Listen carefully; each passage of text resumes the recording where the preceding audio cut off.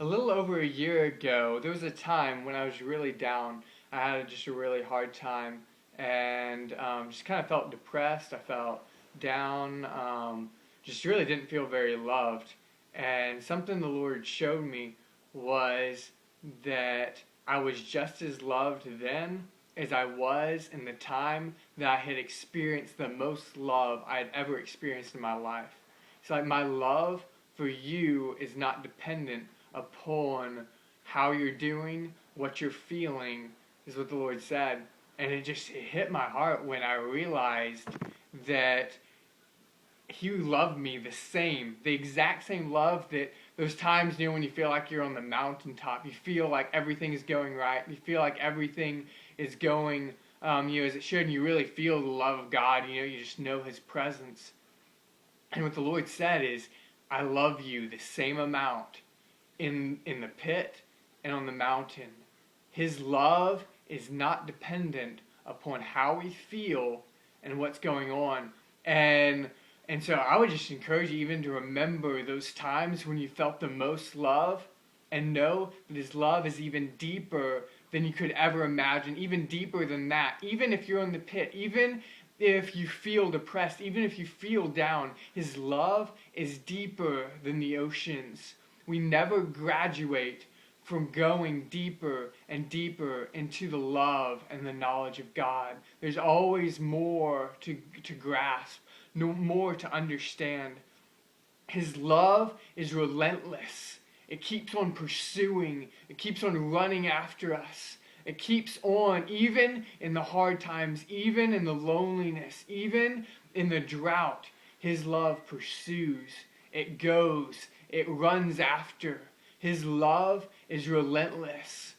There's a verse in Jude 1:21 I keep on thinking about. It says, keep yourselves in the love of God. What it's saying is, stay in the place of knowing that you're loved. Like, stay there. Don't leave. Like, if it was a house, it'd be like, stay in the house. Stay in that place of knowing that you're loved all the time, in the good times and the bad.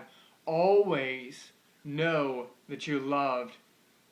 And what I realized is that I have in my own life, I've had this pride that says if I say anything good about me or think anything that's positive even kind of about myself, that it's pride.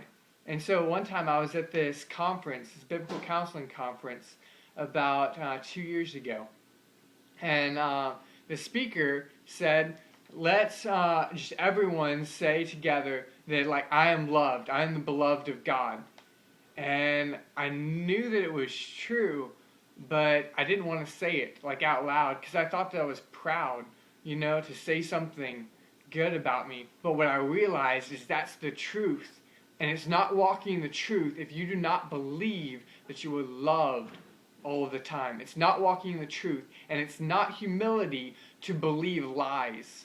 It's not humility to believe false things when Jesus has changed our identity to be from people who were rejected, people who were abandoned, people who have been abandoned by men, to people who are loved, who are chosen, who are the beloved of God. When He changes our identity, it is humility to believe the truth about what He says and not the lies that we're told. There's a classic verse that declares the love of God in Romans 8. The verse that says, neither height nor depth, nor angels nor demons, nor principalities or powers, not anything can separate us from the love of God. And we hear this verse, that I'm convinced that all these things can't separate us. But what I realized is that Paul said that because many times we believe that things happen, they separate us from the love of God. So, like, maybe you're at church and the offering plate falls and it's just like an embarrassing situation, and then you believe that you aren't loved because of that.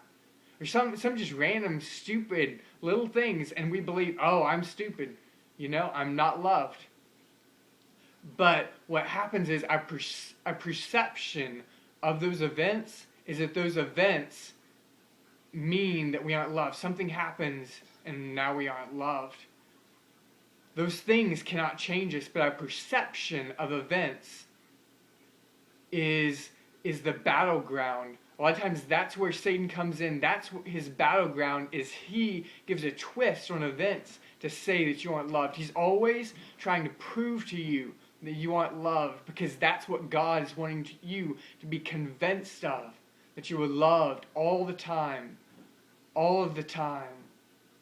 He wants you to always know that God is patient, that he's kind, that he's tender-hearted, that he's loving, that he's caring, that he has a tender and kind heart. He wants you to always know that he's patient. So many times we believe God starts to be impatient with us. But in 1 Corinthians 13, that's one of the descriptions of love. God is the source of that love. He is love. And when we get that, we know the love of God. It passes all knowledge. His love is so deep. And Satan's strategy is, for when something happens, to twist that event so that you believe that you are separated from the love of God. It's not true. It's not true that you can be separated from the love of God. And God doesn't put on like different hats. Sometimes I kind of believe that it's like God has his time when he's really loving towards me, and then he has other times, when he's disciplining me, or when I'm going through a hard time or something happens and I'm not as loved. But God doesn't kind of have his time for being loved and his time for being angry, his time for being, to show his justice and his wrath and his time. All of who he is flows together. He cannot judge without love. And he cannot love without being just. All of who he is flows together. So every time God acts, he is acting out of love and for your good. So many times, like in the wilderness, in the trials, in the hard times, we have this view that we aren't as loved because of all these hard times, these things that are happening. But what I tell you is that when the hard times happen, that is God's chance to say, I love you even in your weakness. I love you even in your brokenness. I love you even when you don't perform well. You know what? Even when we're a failure, even when we feel weak and broken and messed up, he wants to say, I love you. Those are the times when he wants to declare, you are loved. You are loved.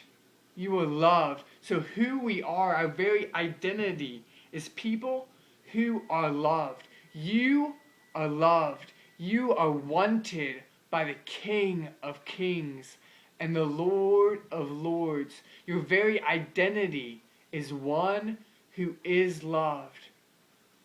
Return to that love and even begin to declare, I am loved. That is the truth, is that you are loved. So begin to declare it.